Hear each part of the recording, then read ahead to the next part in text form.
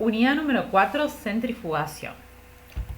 La centrifugación es una técnica de sedimentación utilizada para separar compuestos de manera más rápida debido al uso de una fuerza centrífuga en la cual se produce una aceleración aún mayor que la aceleración de la gravedad, que es la que actúa en la sedimentación. La misma puede ser, por ejemplo, de 1000G. 1000G significa que es 1000 veces superior a G, que sería la fuerza, la aceleración de la gravedad, 9,8 metros sobre segundo cuadrado. Se aplica para distintas separaciones, sobre todo cuando tienen distintas densidades. Incluso se pueden separar partículas que no podrían ser separadas por sedimentación convencional. En este caso, lo que vemos aquí es una centrífuga de laboratorio, la cual funciona de modo discontinuo. Se cargan las muestras, se aplica la fuerza centrífuga, se detiene el proceso y se retiran las muestras. Distinto es el funcionamiento de una centrífuga industrial, donde funciona de modo continuo. Constantemente ingresa una mezcla y constantemente egresan los productos separados. Este sería un esquema de centrifugación diferencial que sobre todo se puede utilizar también de modo industrial, pero se usa bastante más en laboratorio. En función, que es importante, que en función de la velocidad que se aplique, la velocidad de giro que se traducirá en esa aceleración, lo que se va a producir son distintos tipos de separaciones o de precipitados, en este caso, en función de esa velocidad. En el caso de la centrífuga industrial, como por ejemplo podríamos ver una centrífuga tubular, la alimentación ingresa por la parte inferior de la misma, la cual constituye esa mezcla de compuestos que deseamos separar, y en el equipo está girando a gran velocidad, llevan motores de gran potencia para poder lograr este giro.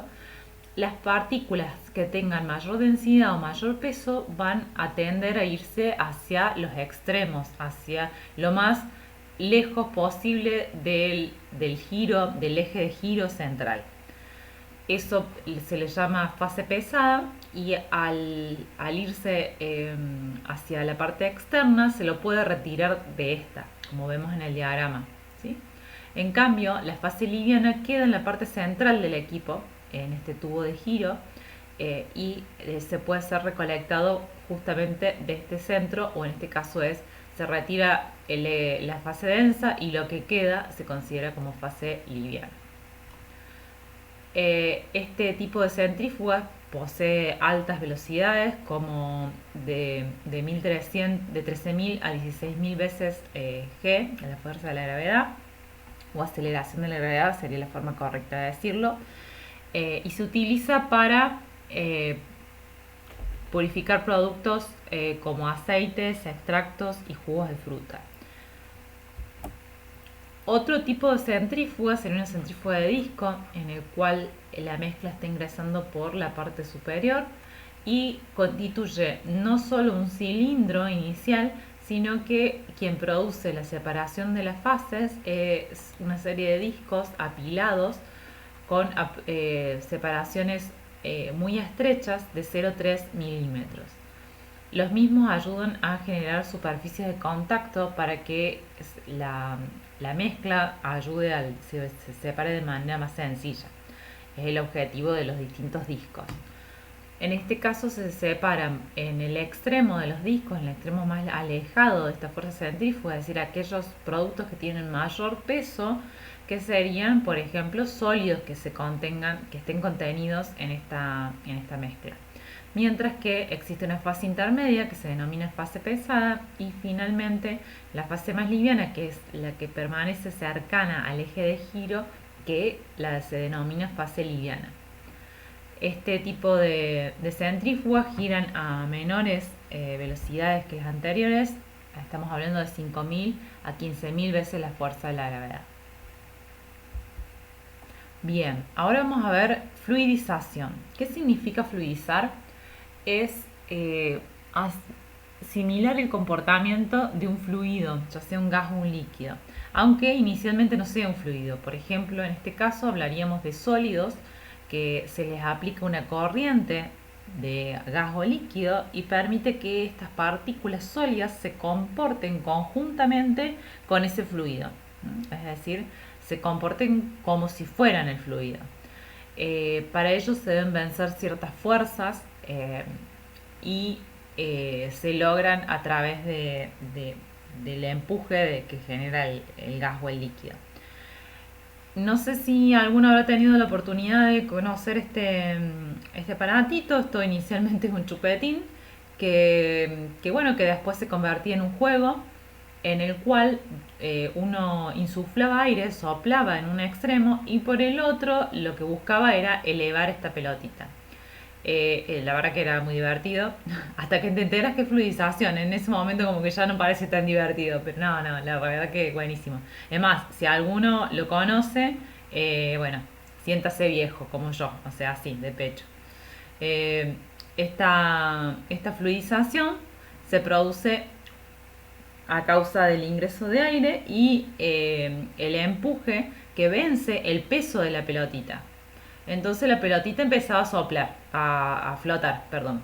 Tenía justamente ese efecto de fluidización, que es lo mismo que sucede acá.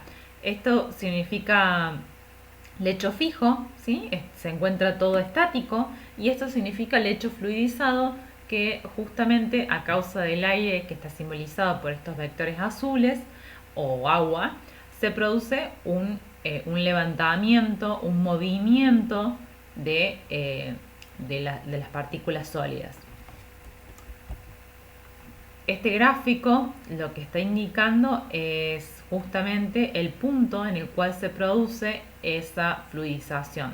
A ese punto donde comienza a fluidizarse, donde comienzan a moverse los sólidos, es decir, en el caso del chupetín sería donde se eleva la pelotita de la canastita.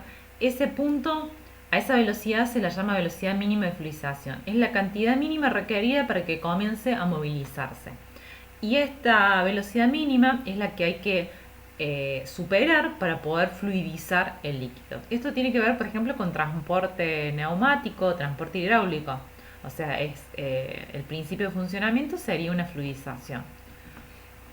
Esta velocidad va a depender de la diferencia de densidad entre las fases, o sea, es decir, de la fase gaseosa o líquida, que es la que está generando el movimiento, y la fase sólida. Va a depender del diámetro de las partículas, y no solamente del diámetro, que sería el tamaño, sino también va a depender de la forma de las partículas, ¿sí? No es lo mismo, por ejemplo, elevar una forma esférica, fluidizar una forma esférica, que fluidizar una forma nodular o una forma acicular. Se imaginan cómo vamos relacionando todos los conceptos que vamos viendo, ¿sí? También va a depender de la velocidad del líquido, entre otras cuestiones, entre otros parámetros, pero estos serían principalmente los más importantes. En este caso les puse un ejemplo de un secador de lecho fluidizado, que es muy usado. No quiero confundirlos. Si nosotros simplemente hablamos de fluidización como transporte de sólido, estaríamos hablando de una operación no difusional, no hay interacción entre las fases. Pero si nosotros hablamos de un secado, estamos transportando humedad, estamos transfiriendo humedad desde el sólido al gas, por ejemplo. Y en ese caso habría una operación difusional, porque habría relación, un equilibrio dinámico entre fases, ¿sí? Este ejemplo se los pongo acá para que vean una aplicación concreta real de lo que sería una fluidización. En este caso lo que se realiza es justamente deshidratar, retirar la humedad a un sólido a través de una corriente de aire caliente. Para que este equipo sea efectivo, lo que realiza es ingresa el aire caliente por debajo del equipo, las partículas sólidas se encuentran en el interior del mismo, y este impulso sobre la parte inferior y ser un aire caliente genera un movimiento de partículas, lo cual favorece la interacción entre el gas caliente y los sólidos, y este gas es retirado con cierto grado de humedad ya por la parte superior, ¿sí? En este caso, incluso este equipo normalmente se dice que trabaja en contracorriente, por decirlo de algún modo, porque el producto tiende a bajar y el aire caliente tiende a subir. Entonces esa interacción es la que favorece al funcionamiento del equipo. Se retira el aire con cierta humedad, en este caso pasa por un filtro bolsa.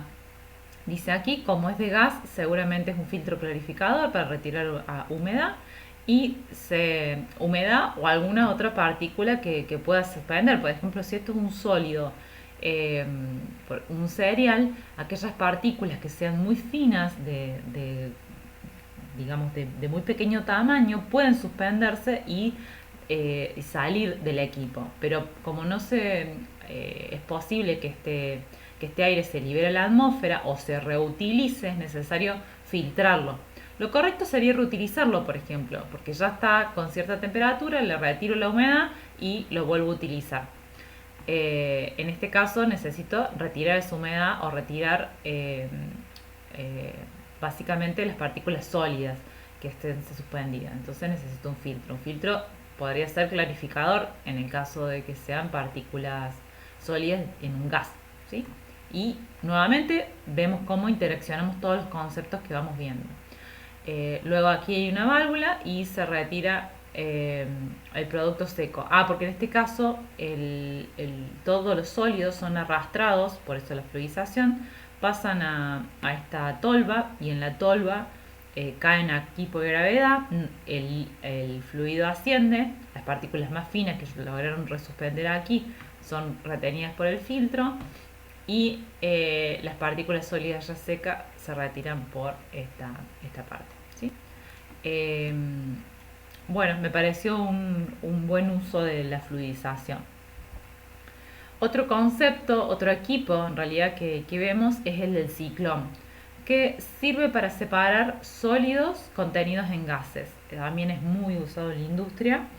En este caso, la mezcla, que sería aire con sólidos, ingresa de forma tangencial al equipo y el equipo está diseñado de modo tal que se produce un giro adentro del mismo y luego de ese giro hay un cambio brusco de dirección en el cual los sólidos ante ese cambio brusco y ellos tener cierta inercia debido a su peso, no pueden continuar el movimiento del gas y son separados. Este tipo de equipo sirve para cierto tamaño de sólidos. Estamos hablando de todos modos de nanómetros, pero cuando la partícula es demasiado pequeña, sí, por más que haya ese cambio brusco de inercia, continúa el movimiento del aire y es retirado del ciclón. Es bastante efectivo, tiene una eficiencia alta y se usa para separar sólidos de pequeños tamaños, es decir, que ya venían fluidizados en el gas, de ese gas, ¿sí? Entonces el cambio brusco de dirección que está simbolizado acá por el amarillo, ¿sí? El firulete este amarillo es cuando ya cambió de dirección, es el gas que quedó y cambió de dirección. En este caso se separan entonces los sólidos por la parte inferior y el gas asciende por este cono central en la parte superior. Estos serían equipos reales, imágenes de equipos reales. Aquí vemos por ejemplo un soplador que es el que está permitiendo el impulso hacia estos ciclones para que entren de modo tangencial. Se produce ese cambio de inercia por acá aproximadamente y el gas sale por la parte superior y los sólidos son retirados en una válvula en la parte inferior. Bueno chicos, les agradezco su atención y nos vemos en la próxima unidad.